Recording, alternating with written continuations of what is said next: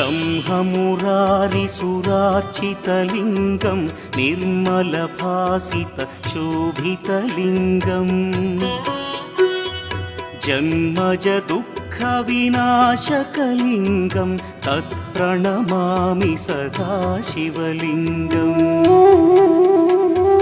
देवमुनिप्रवरार्चितलिङ्गं कामदहन करुणाकरलिङ्गम्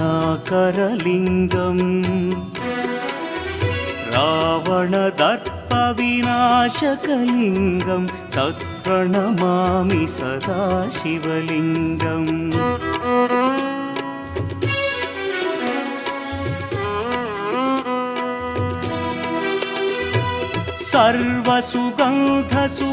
सर्वसुगन्धसुलेपितलिङ्गं बुद्धिविवर्धनकारणलिङ्गं सिद्धसुरासुरवन्दित